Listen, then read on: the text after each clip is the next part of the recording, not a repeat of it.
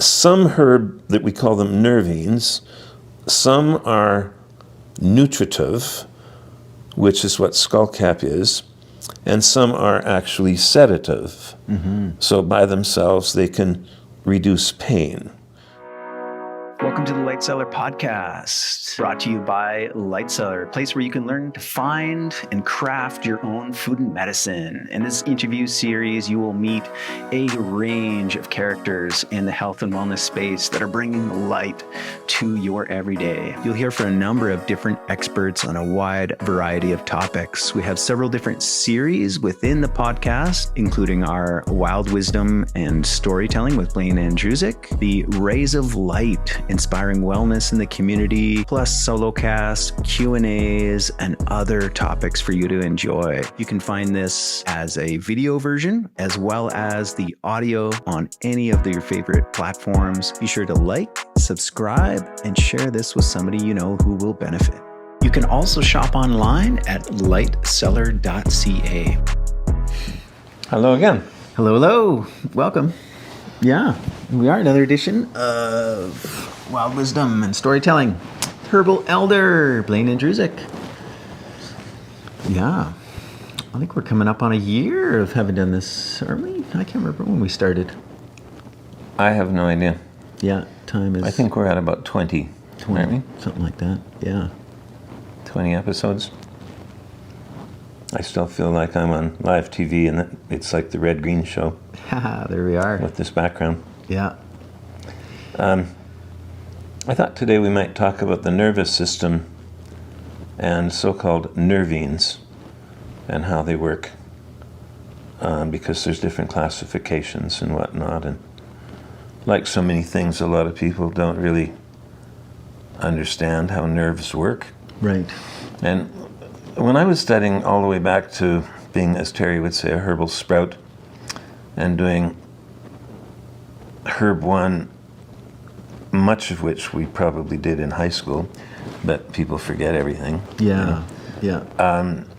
And having been a guy who, I've learned how to do so much with my hands. Like if you have a hole in the ground, I could build a house, and I've restored cars and everything else. And as I was studying physiology and anatomy, it helped me a lot to think about, like, our musculoskeletal system is very much like framing a house. And part of the body is like plumbing. Yeah. When you think about the digestive system and the circulatory system as well. Right. But the nervous system is very much the wiring. And it's a very accurate analogy, really, because our nervous system is sort of bioelectric. Right. It works a little different than copper wire, but it's almost as fast. We have nervous signals that can travel at about 400 feet per second. That's pretty fast. Yeah. You know, and when you think about, so nerves have a cell body somewhere, and they have little things that reach out. There's things in my fingertips, for example, that can sense, if I poke a pin, they can sense pain, or you can feel texture, like if I didn't shave. So those are the dendrites. They get a signal that goes towards the brain, which is called afferent. And then let's say somebody dumped a bowl of tacks on the floor, and I didn't notice them. When I step on the first one, I'm going to feel the pain. Pain's your friend. Yeah. If I didn't feel the pain, I'd keep walking until I had 20 tacks in my foot and there'd be blood all over the floor, right? Right. So pain tells me, it sends a signal, something's wrong, and then an efferent signal comes down through a different set of wires that cause the muscles to pull away and say, ouch, right? So we have the central nervous system, which is the brain and spinal cord, and it's all wrapped up in sort of a gray, tough rubber bag, and it's hard to get in there. We hear about certain things in our industry, but a lot of things in life that can cross the blood-brain barrier, it's called. Right. And that can be very problematic. And anyway, then it sends an outgoing signal so that I move my leg away. But then we have the autonomic nervous system, it's called, that works on all of the things. Like if any of you can tell me exactly what's going on in your stomach right now, I'd like to talk to you later sometime. Because there's all these things that run. Yeah. You don't know what your pancreas is doing right now. Right. There's all this stuff that happens oblivious to whatever, whether your day's busy or relaxed or whatever. Yeah. So we have that. The nerves that we have controlling, for example, sleep patterns and whatnot, brain waves, that sort of thing. I found it interesting that, well, backing up just a little bit, I was saying that the nerves are very much like wire, but we don't have copper, and we certainly don't have plastic for insulation. Yeah. But the axons and dendrites, especially, like you have axons that go from your spine all the way to your, they're the biggest cells in your body. Like we've got single nerve cells that are 4 feet long. That's pretty amazing. And so to insulate them, like the plastic on copper wire, something the body can do is make tortillas, really. It throws out some tortilla wraps and mixes up this very fatty jelly and rolls it up, and that insulates them from each other. Right. All right? But there's certain solvents, for example, that we're just not designed to be protected from. Right. And if you breathe them in, they can interfere with that fatty substance in what's called the myelin sheath. Right. And then they don't work anymore. Yeah. And so if the myelin isn't functioning, that's called a sclerosa. And if a lot of them are breaking down, that's called multiple scleroses. Right. Right? Mm-hmm. And some things, I was amazed, for example, when I had my first EEG at the hospital, that like I could tell by the fumes down the hall Right. that this wasn't going to be a healthy procedure. Yeah. And when I was in the room and they were already gluing stuff to my head, Right. I asked if I could see the can. I could see it over on the counter. Yeah. And right on the can, it says use in a well-ventilated area, and where it even listed the number of those double masks or double cylinder masks that you see car painters wearing and stuff. Right. It listed the number of the filters you should be using. Yeah.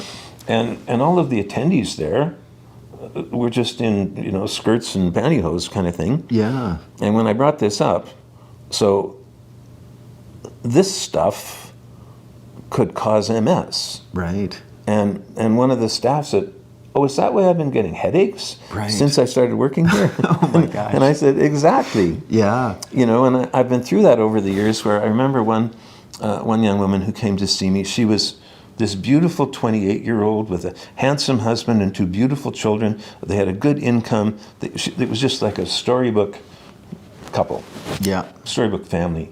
And all of a sudden, boom, she's got MS. Right. So I'm going through interviewing her and asking lots of questions. And she's been working for years for the company that makes things like 3-ring binders.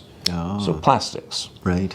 And I actually asked and went to her place of work because I was suspicious. Right. So true enough, the guys in the back room are wearing hazmat suits with appropriate double canister Yeah. masks on, and the girls in the front are wearing skirts and pantyhose, Yeah. and blouses, and there's no positive airflow, anything going on. So in the front office, if I was there ordering some plastic 3-ring binders, Yeah. there'd be a faint smell in the air. Right. It's not going to give me MS. But when you sit in that room Right. for years, Yeah. and every day you're soaking in these solvents, Yeah. yes. And I felt certain that that's what had triggered her MS, Right. and encouraged her to,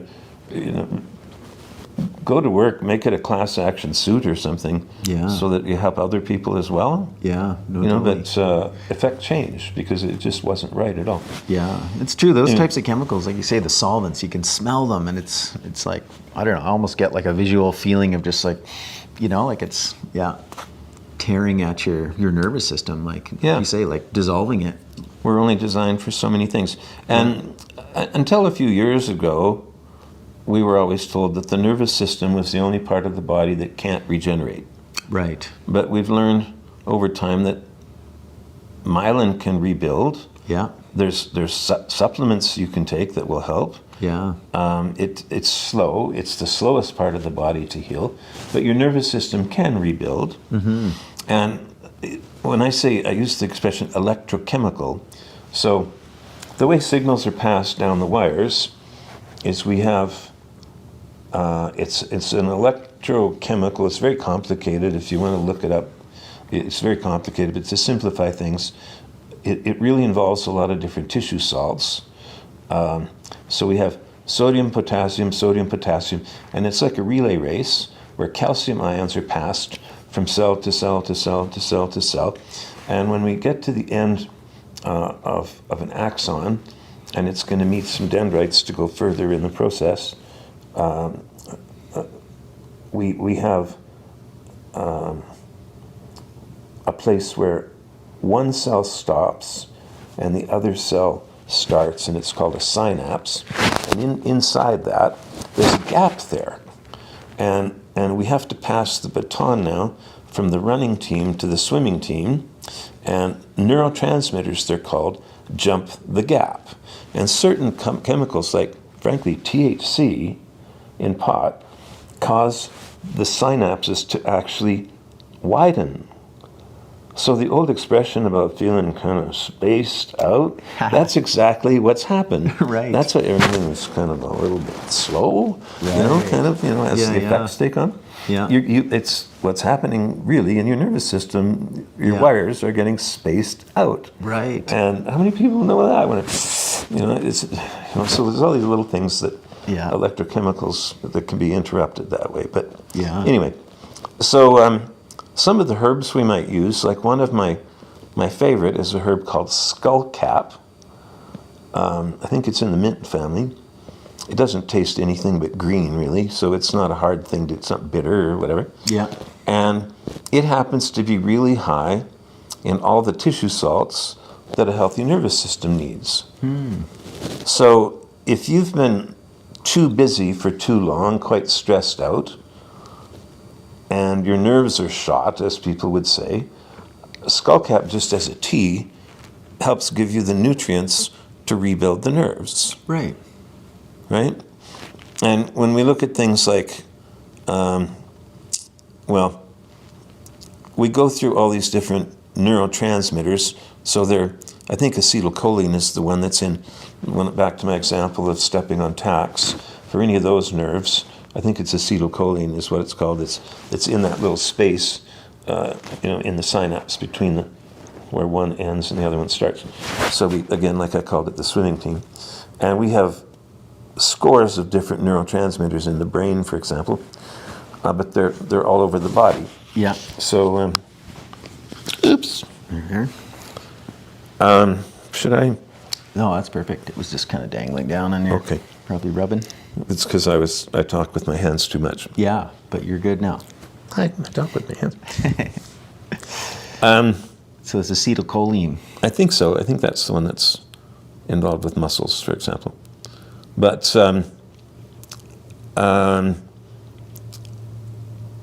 I recall an occasion with, I'm not recalling exactly if it was myself. Somebody I think it was myself. I had some kind of bad injury. It might have been with my knees years ago. And I had tried everything that I do with oils myself, and a few oral things, and nothing seems to be working. And I found a Chinese product called Po, just P-O, S-U-M, Sum, O-N, on, Po Sum On. And it worked brilliantly. And when I looked at the ingredients, a lot of them were what I was already using in my own blends, but it had skullcap in there. Oh. And I thought, this is actually feeding the nerves that are causing the pain. Right. Isn't that brilliant? And what a clever name. I've shared that information with so many physiotherapists and such, that massage therapists. I've probably got hundreds of people out there buying and using that product. It's not expensive, right. and I love the name because they say, oh, you have sore shoulder, pose some on shoulder. You have sore knee, pose some on knee. So hip, pose some on. It's just so easy to remember the name, right? Pose some on. And again, like a lot of things, it's warming. You could use it neat or full strength on small areas, but to do a back rub, sometimes if somebody's got a sore back, and like I'm not a massage therapist, but I've taught for massage schools and picked up a few tips, and there's complaints of a sore back, and the first thing I might do if somebody's on a table in front of me, I might run my thumb along the edge of the shoulder blade there, the scapula, I think it's called, and right there's like, it's like a goose egg. Right. You can just feel it, that there's a muscle in spasm there. Yeah. And I might take something like Posamon, full strength, and just rub it on the area. And then for me, it's like I get in there with my thumb and with the oils, and you can feel it sort of relaxing a bit. And with enough pressure, it almost feels like you popped an egg. Right. And it just, and the muscles have relaxed. And well, look at that. And then take some oil, whatever you're using, I don't care, almond oil or something, and feather it out. I think it's called effleurage, when you just do light strokes to dilute the oil so that it doesn't insult the skin. So I would never put Posamon all over a whole back, full strength. It would probably blister the skin. Right. But you can use it neat or full strength on small areas like that. Anyway, I wasn't even planning on talking about that this morning, but it came up. So some herb that we call them nervines, some are nutritive, which is what skullcap is, and some are actually sedative. Mm-hmm. So by themselves they can reduce pain. And in that I worked so much in my career with essential oils,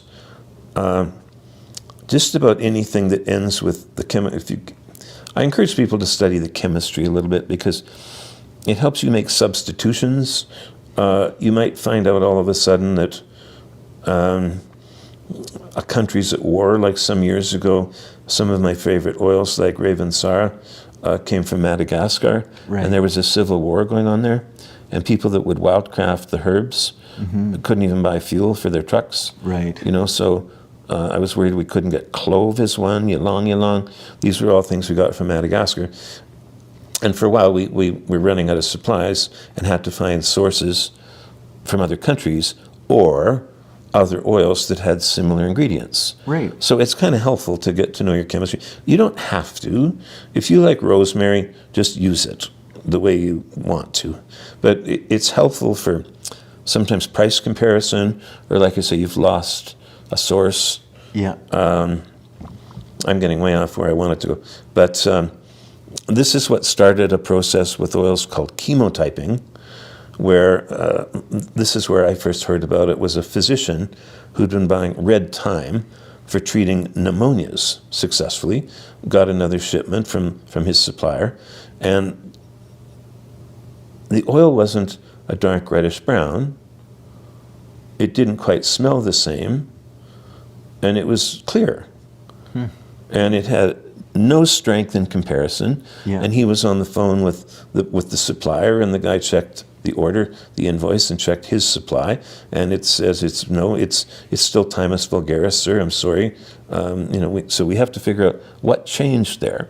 Right. And when I was in France, I realized that, and this is back to, we've talked several times about where a herb grows, coast to coast in our country.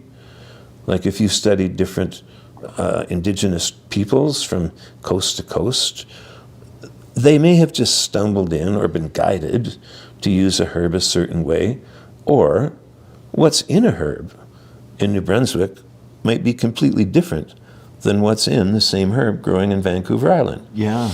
And you just read a book about herbs and go get that herb, and you might have quite a lot of variance there. So they started doing what they called chemotyping, where right on the label or on the price list, it might show CT for chemotype. Okay. So the phenol that makes red thyme such a great infection fighter, it's right up there with oregano in terms of these phenols. They're the hot ones, the ones I call big guns. There's almost none in. So here was the deal. The Thymus vulgaris that was grown near sea level commercially had a completely different chemical balance than the stuff that they were hand wildcrafting way up in the mountains. Right. So I literally met a group of women that get up very early in the morning to climb the mountain, and then they pick their way down as it gets hotter out. Right. And it's called thyme linalool.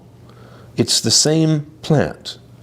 It's Thymus vulgaris. Yeah. But the end product is totally different. It has almost no thymol. Wow. But it has a whole lot of limonol, which is the, thank you for the water. Yeah.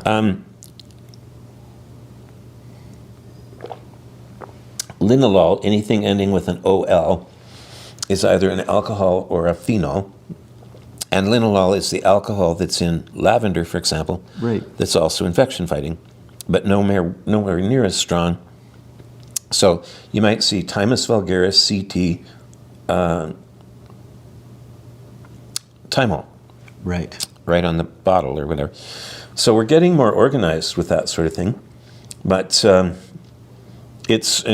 even I've talked about this off camera, that you just never really kind of know. Even in your own yard, things might be different. Yeah. And I think about even growing up as a child with my mother's garden, you might have the same seed. Last year was really rainy a lot and whatnot, and the peas were almost so tender they were like sugar snap peas, and you didn't even have to peel them. Yeah. They were yummy.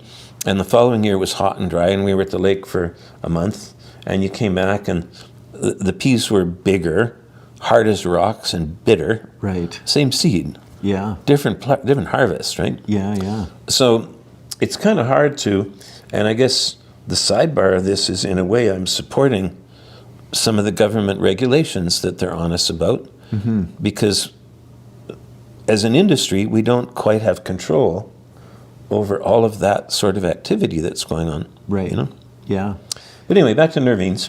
And hence So- the idea of like testing to know, okay, Yeah. this batch comes But in at this yeah, strength. and yet, I mean, the thing is, and where we've already lost, like a lot of the Chinese products that I like, and a lot of from small producers, Yeah. you and I, they want us to have an HPLC of every batch. Right. And I mean, I might make 1 liter of one of my blends. That's the whole year. Right. That's all I need is 1 liter of this blend. Yeah. And they want me to do what's an HPLC costing these days? No idea. A couple grand. Yeah. You know, so I can't spend $2,000. That would be my entire profit Right. on that 1 liter of stuff. I'm not making a barrel full of it. Yeah. So it makes it really hard for small producers. Yeah. And because of the new regs, we're losing a lot of really good products. Yeah, because not only that, you'd have to have a license to import, a license to label, a license to sell, all with their own annual fees. Some of them are for your business in general, and then others are, for each specific product, like every single year. So you tack that on as well. Your $2,000 for your lab analysis, your, Health Canada fees annually, and if you only go through a liter, either you jack your cost or it's just not worth it.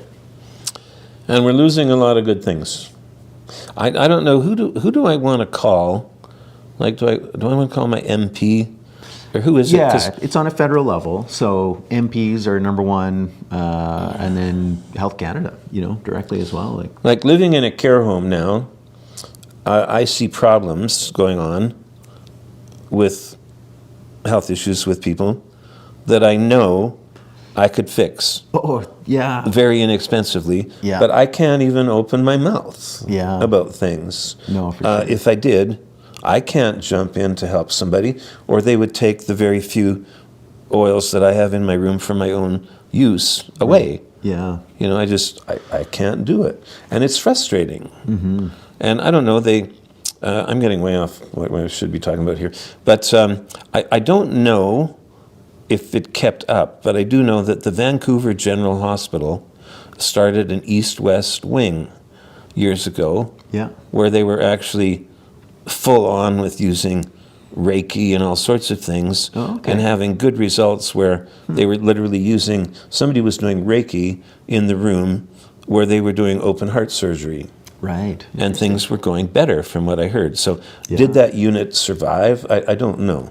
Yeah. But I'd like to make some noise with somebody about how I really feel that we need to, back to, I've been doing things that I shouldn't have been, perhaps, but they were working, like on my own mother. When you're doing, I've never been trained in Reiki, but she's laying there. She's had a pneumonia and the drugs aren't working.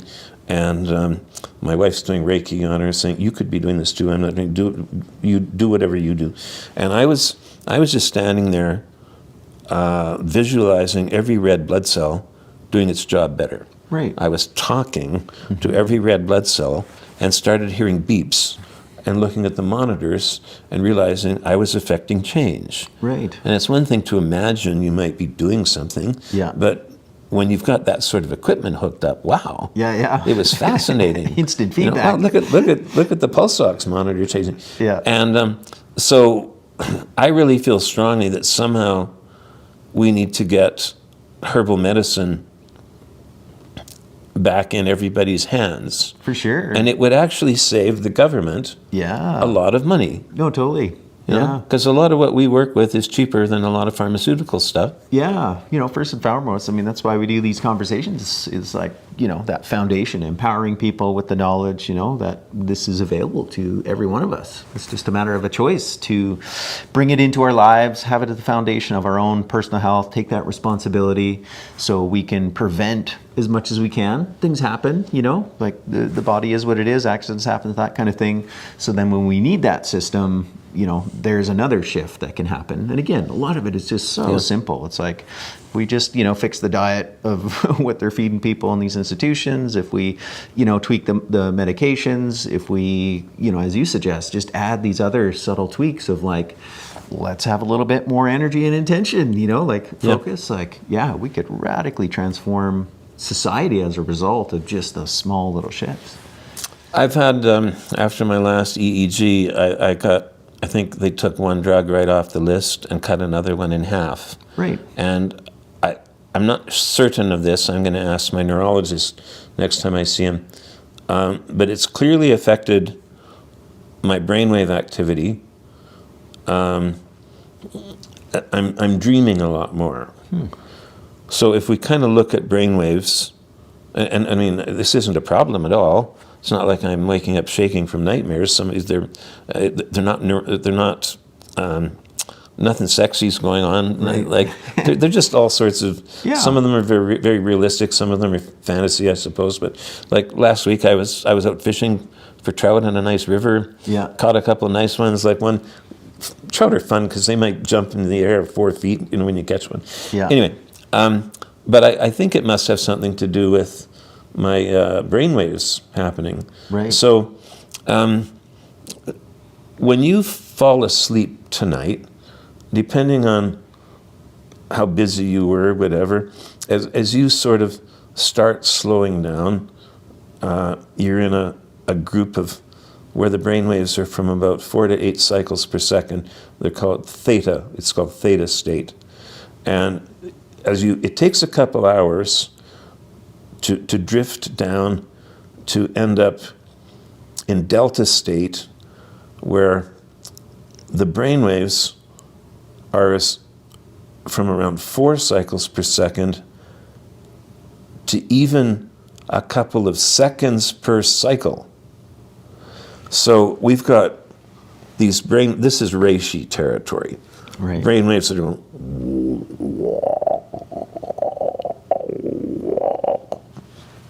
and some hours ago, we were in a traffic jam outside a mall, and everybody was honking horns. Excuse me. And your brainwave activity was in upper beta state where it's like that, right? Right. So when you're in that high, beta state is about normal range, about 14 to 30 cycles per second. And that's where we're just being normal people. That's you Right. functioning day to day, having a life. And we're generally good people. We're not rude. And Yeah, We're- calm and control, and we're awake, but Yeah. we're getting things done. But as stimulation happens, like, let's take it back to theta. So in deep sleep, it's incredible how it works very much like a trickle charger for your car. It takes a few hours to get down there. And some people feel that if you hit delta state, as long as you hit delta state for about 3 hours a day, that's all the sleep you necessarily really need. Right. If you hit delta state for 3 hours and have a couple of naps, maybe, Right. what some people call wolf naps, you don't need 8 hours sleep. A lot of people say, oh, I got to have my 8 hours sleep. But if you can run on 3.5 and a couple of naps, think about all the extra time you have to eat better, work out more, Right. and do all these things that might take the stress away from all of these things you're worried about that you don't have time for, Right. which creates the stress, which creates all of those high frequencies, right? So anyway, somebody wrote a book about that, and I was listening to it on the radio while driving back from Red Deer, I think, and I was just cheering this guy all the way, because at times I've lived my life that way. Right. As long as you get that one deep sleep in, Yeah. Yeah, it's essential, right, for detoxing the brain, like something called the glymphatic system, which is Yes. cleaning all that out of the brain. Very essential. Yeah, that deep healing. So you've hit delta, and you may start slowly rising out of it. Waking up is around 5 cycles per second, and full consciousness is around 6 to 8 maybe. And then you're in theta state until you get into what's called alpha state, about 8 to 13. That's when you're just, maybe it's your day off and you slept in. Right. And you're just laying in bed for a while and get up and put a fire on, Yeah. have some tea, read a book, and you can maintain that alpha state until all of a sudden the doorbell rings, the dog barks, and the baby starts crying. Right. Then that's going to skip you back up into beta state again. Right. And you okay, I'm up now, I'll get on with my day kind of thing. So beta state isn't a bad thing, it's how we function. But it's when we start spending too much time, when you get up into the high beta waves, there's another state called gamma, where the waves can be from 30 to even 100 cycles per second. Now the waves are like this, right? Like this, as opposed to reishi. Yeah. And like, wah, wah. And I'm like, wah. Okay. And that can be a good place to get good ideas. Right. It's a good place for creative people. Yeah. It might be when you have one of those aha moments. Right. Because you're more stimulated. Yeah. For people who have or choose to do certain things that require real attention to detail, they may be way up here in what we think of stress mode, but it's actually helping them to achieve something that takes great attention to detail. So it's not unhealthy as long as we get back here again. Right. Yeah. Because up here, we're really beating up the adrenal glands. Right. And I think that's part of what took me down. Right. Was I was spending way too much time up here and not enough time when we get down to back into slow waves. We got through alpha, which is about 8 to 13. When you're meditating, or maybe somebody else is doing those singing bowls, Right. or you're in deep meditation, you can end up in theta state that's actually below where you were when you woke up. that's when you kind of realize, oh, did I fall asleep during that treatment? Right. You know, where you're not even sure. Yeah. You're kind of fluttering. Or when you have a little nap and you remember you had some intense dreams during the nap. Yeah. Okay, that's when we're in that, the low range of theta.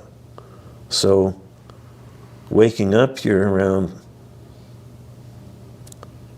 maybe 4.5 to 5 or whatever, but you're still sort of awake, but lower brainwave activity than you were during your sleep even. Right. You know, it's that half awake kind of state. Yeah, totally. And that's what we need to balance the screaming mimes up here, right? So I imagine there are herbs that can assist, you know, like in the transitions, you know, finding that deep restfulness, or even kind of taking you to the high, you know, brainwave states. Well, and I mentioned reishi. Yeah. There must be a lot of other mushrooms that have that low frequency. Right. Mushrooms, all of them, well, no, because we've got the saprophytes and things that grow in trees, right? Right. But a lot of mushrooms grow in the ground, and the mycelium is in the earth. The earth itself, I find this interesting, and some people get excited with this news. I find it a bit scary that the earth right now, collectively out in space, is sending, the frequency of Earth right now is about 7.8. Okay? But when they first started listening to Earth from space, it was around 6.8. Right, okay. So, and that it's gone up a full point in a few decades. Right. I find that kind of scary. Yeah, I mean, I think everyone would, you know, without even knowing that, would just say, well, life feels like it's sped up. Yeah. Right? Like, we're on this exponential, like, curve growth in terms of technology, in terms of, you know, just about anything. Population growth. And all the technology. You know? Yeah. So, anyway, any other mushrooms that you want to throw in there with? Well, you know, I would say reishi for sure, but, you know, like, I think probably chaga. Like, I don't know, you know, like I would assume, I generally find a lot of the mushrooms to be a little bit more kind of grounding, you know, in that sense. And like, well, the mycelium's in the ground. Yeah. And when we look at a simple exercise I've used in aromatherapy courses is if we just look at a tree or whatever, because some oils do come from roots, like valerian, for example, is a good herbal sedative. Yeah. And we make tincture or tea from the roots. So things that come from the roots tend to be, wow, grounding. Mm-hmm. What a concept.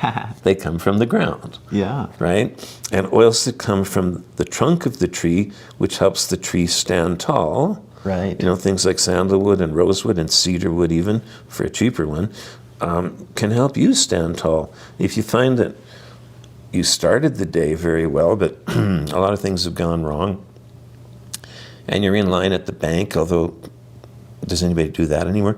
But you're standing somewhere and just feeling a little bit withery. Yeah. Some of those oils might just help you stand tall. Right. And of course, all of the leaf oils, which is where the plants breathe, help you breathe. Right. When the plant flowers, it produces perfume to help attract insects, to help with pollination, but we might use the perfume, to help our pollination in a way. It might help you get lucky and have a child. Right, yeah. And then pollens themselves too, right? And so if that works, you end up with fruit or seeds, and all of the oils come from fruit and seeds, help your digestive system. Right. You know, like, so I brought up a little while ago, working with things for sedation. Right. So any of the chemicals that end with ATE, like linylyl acetate, so anything that ends with an ATE, we have linalool is the alcohol from lavender, and then it bonds with the acetic acid that's in the juice of pretty much any plant. Right. And when you have an alcohol combined with an acid, it produces, now I'm blanking out on the 8 things, but anyway, anything that ends with an 8. So bergamot is one, or bergamo is how it would be said in its native land, especially for people with digestive problems because they eat too fast, and or you only have 15 minutes for lunch and it's a noisy room and everything's really stressful, and then you're feeling gassy and your tummy's kind of bloated later in the day. You take 1 or 2 drops of bergamot before the meal. And I've done this so many times that just talking about it makes my mouth start to water. It's like Pavlov's dogs. And it's relaxing, but your mouth's watering, so you're ready to eat. Mm-hmm. So at times there might be people having trouble sleeping and they might put some lavender on their pillow or on a tissue, breathe it. But somebody else might hate the smell of lavender because their grandma used too much of it. Yeah. That's one option, is bergamot. Esters, that's the word I was missing. And another one, if men, especially homophobic men, find a lot of the oils too girly, don't want that. Clary sage is a type of sage, Salvia scleria, that has actually more linalool acetate than lavender does. Right. And it's quite woody. Mm-hmm. Kind of, it sort of smells a bit like wet hay or whatever. So it's more attractive to men. And that's one that can help you sleep or just slow down on a busy day. Yeah. Some of the other ones that I used to use, here I go with my dry throat again. And I only seem to have it when I'm talking for a while, you know? Yeah. I used to keep a little blend of 2 kinds of jasmine with just a whisper of ginger in it. I call it Jasmine Delight. And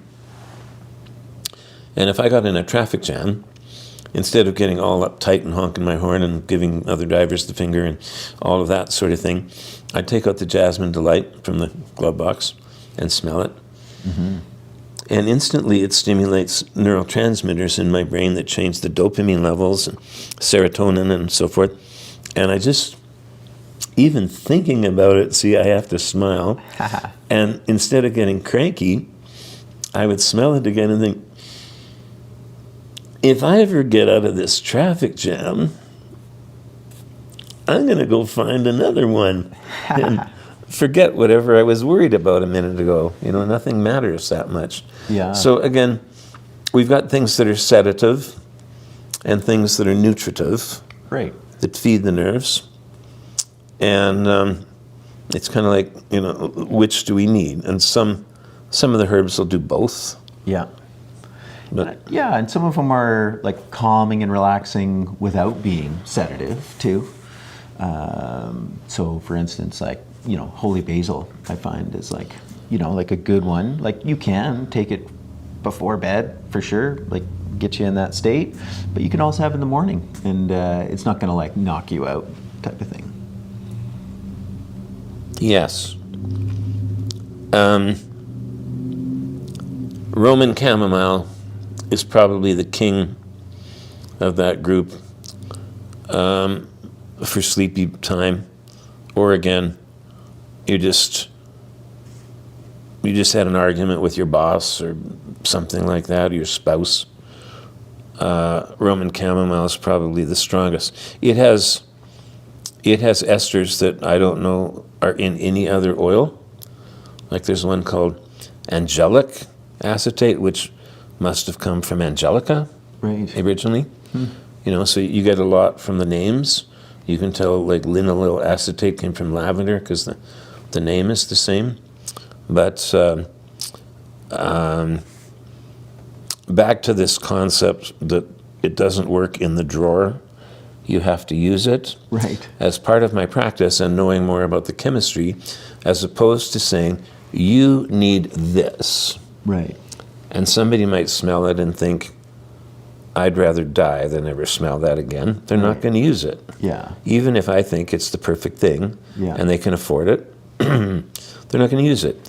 So I would typically choose 3 and say, how do you feel about these? Right. Yeah. Pick And one. let them pick one, Yeah. right? And that gets them involved in the process a little bit. Yeah. So back to the more you know about the chemistry, the more it helps your practice. So when you said, like linalool acetate, like that comes from lavender or angelica, I can't remember the name that you just said, like that name of that ester probably comes from, meaning they first discovered it in there. Right. Yeah. And then they've identified it. Oh, it's also in here. Yeah. Yeah. Versus it literally, being taken from this plant and put into the next plant. No. Where did they first find keratol? Right. Duh. Or geraniol is another one. Right. Yeah. You know, and it's about par with linalool. Right. So if you really, really need some lavender for a wound or something, and you don't have any, but you have geranium, that's your next best choice. Right. They're both astringent as well, so you could use, you think you're getting a cold sore, take 1 drop of geranium, just gently rub it in. Don't be doing this. Right. You're going to force a blister. Right. Just very gently massage it in. Mm-hmm. So,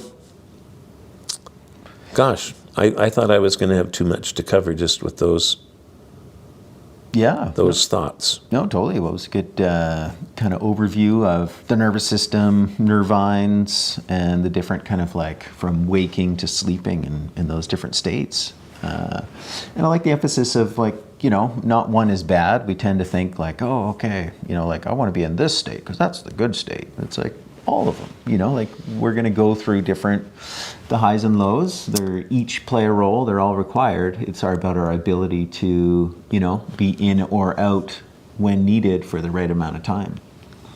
In the course of a day, if you have a life, you're probably going to be in all of those states. Right. For at least part of the day. Yeah. But I really have to emphasize hitting delta for at least 3 hours is very important. Yeah. You can't live on naps alone. Mm-hmm. Yeah, you have that. Theta won't give you a deep enough rest. Your batteries won't get recharged. Yeah. Yeah. Yeah, and we can use herbs to help assist us, in those transitions or attaining certain deeper states. It's a conversation about nervine, so that was good. Valerian is one I mentioned earlier that you can easily grow in Calgary. There's some of the medicinal herbs that you can't because of our weather. Yeah. But valerian's very hardy. Yeah, and it spreads too. Like once you get it one area, like... Yeah, it has... if you have a cluster of little flowers with sort of a flat top, that could be an umbel. Mm-hmm. But to be an umbel, if you look sort of under it, all of the stems come back to one node. That's what dill does. Right. And dill is what's called a compound umbel because it has an umbel, like an onion, for example, has an umbel, and each one has one little floret on it. Right. But on some of them, like dill, at the end of each ray, that little stem's called a ray, there's another little umbel. Okay. So it's called a compound umbel. Right. Right? So you can have a thing that has a little dome top, and they're all from one place, that's an umbel. But what's very common is where if you look closer, it's really branching a lot. That's what yarrow does, for example. Right. It ends up with a little dome top to it, but there's all sorts of little branches in there, right? Yeah. So it was on valerian. trying to think, doesn't it come off of like it's like forked? You know, like there's two, and then each one has its little. I don't know, but it's free branching. Right. Yeah. So that's what valerian does. So each plant, a perfect spot for valerian would be a south-facing corner of a house or something where it's got good shelter from the wind, and it'll hit 9 feet high in Calgary. Out in more open areas, the plant seems to know it needs to stay a little shorter. I know in my front yard, it was always about eye level in bloom, and in bloom it has a beautiful fragrance. And as you mentioned, because it has a corum with all of these little flowers, it seeds like crazy. I was constantly giving them away, and or it's saddened me to have a herbal garden where you're actually throwing stuff in the compost, right? Because you don't have anybody to give it to, right? You know? Yeah. And harvesting the roots is a bit tedious because the roots are very fibrous. It's not as easy to clean as a carrot. Right. For example, you get a whole clump of the little rootlets. You almost need they're almost like high pressure hose with a toothbrush to thin little twigs, you know, coming off. Yeah, to get the dirt off it. But if you're going to tincture it, who cares about the dirt? Yeah. You know, because the alcohol is going to do it. So yeah. But that's a good one. Yeah. That you can use, and that's where Valium came from. And that's one that won't, it's not going to be so powerful that it's going to knock you out at work. Right. So we have my former wife and I identifying that in our practices we had a lot of stressed out people. I made 2 different tincture blends, one to use as an actual sedative. Right. To get to sleep at night, and the other one that was more nutritive. Oh, okay. With just, different tinctures that would help you. You could use it at the office, right. And it wouldn't affect your work during the day. Yeah. It was more nutritive in nature. So it's like, Mabel, I think your nerves are shot. You want a nutritive blend. Right. So skullcap. What other kind of herbs would you have put in that one? Hops, maybe. Yeah. Hops is an interesting one. They use it. A lot of people think that's what they make beer with. Right. No, beer's made from malted barley. Yeah. And hops adds some flavor. Right. But it's interesting that hops is anti-aphrodisiac. Yeah, that's right. So it's funny, a lot of guys are going to be out to the bar and have a few beers, thinking they're going to get lucky or something. And, buddy, no. You've had 5 beers. Yeah. You might find somebody that you find really cute and chase her down. You ain't going to get it up at all if you've had too much beer, because it's that part of your body just isn't going to work. Yeah, the aphrodisiac. Yeah, no, it's so funny because certainly the marketing, it's sold the complete opposite, right? Yeah. Yeah, and you're right. Hops is a great example of a nervine, very calming type qualities. But again, the kind of the marketing of it is the opposite. Oh, it's a big party and I got lots of energy and all these women and da da da da da da. But there was that phenomenon known as the brewer's droop. And it's on its own as a tea. It's kind of bitter, so some people wouldn't like it. Yeah. But those that get into it, I just love, just look at beer culture, right? It's all about the different types of hops and fresh hopping and dry hopping. They just love the flavor. And it seems to be very similar to cannabis in a way. And it's kind of resiny, kind of skunkiness, and people are get nerdy about the different varieties and, flavor notes and that type of thing. Hops is one of the plants that'll do well in Calgary. It'll cover a whole garage wall in a couple of years. But it's one of the ones that's dioecious. Right. So you could have a whole garage wall covered with hops and none of what we call strobiles. They look almost like pine cones. And that's where the rosin is. Yeah. Because you have a boy. Yeah. You need a girl. Yeah. You need a female, and they're never labeled. Right. You don't know what sex you're buying at the garden center. Yeah. Yeah, where other plants are monoecious, like a pine, for instance, produces both male and female on the tree. Yeah. Even raspberry leaf tea is nutritive. Yeah, of course. Yeah. Nettles, nutritive. Nettles are one of the most nutritive things we grow, and to a lot of people, if they're on your property, you want to get rid of them. They're a good indicator plant because wherever nettles are growing is probably the best dirt you own. Right. Like if you just bought a big acreage and you're trying to figure out where you're planting for, well, the house is going to go over there and the garage is going to go over there. If you find some big nettle patches, that's where your garden should go. Right. And yeah.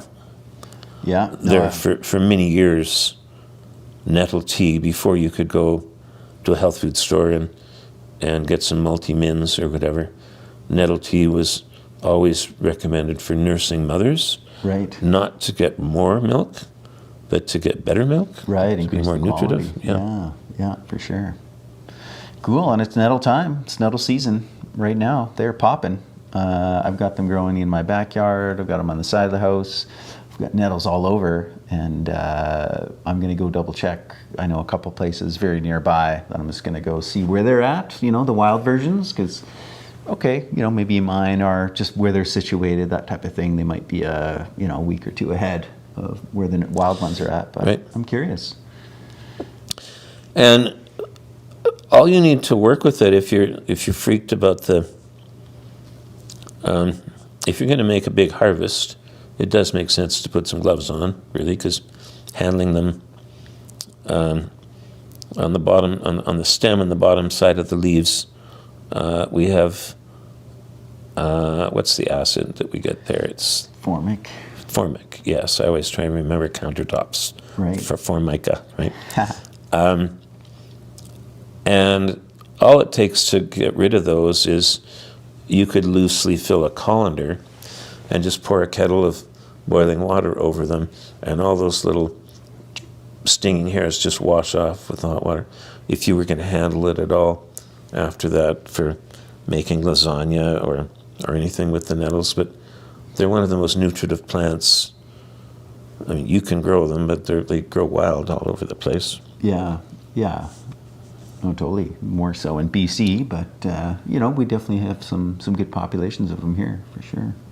I've always said, because it's happened so many times on these camp out weekends we have for students and whatnot, if you want to find the biggest nettle patch in the area, just ask me to put up a tent in the dark. Right, you'll find that. Yeah. And by the time I get the tent up, I'll be itchy all over the place. Yeah. But very medicinal, and even the sting, it's well. So I'm now of a practice of just embracing it. Pick nettles by hand. Sometimes it does get a little bit much, a little bit excessive. So yeah, if you're careful, it's yeah. But I just accept it as a gift, and good for the hands and the joints and the fingers and that type of thing. So cool. All right. Well, this springtime, get out there, see if you can find some nettles. Now is the time. What an amazing herb. Very nutritive, as Blaine has suggested. So cool. Well, let us know what you thought of this episode. What were some highlights for you? Any comments, any questions, always welcome down below. And we'll see you next time.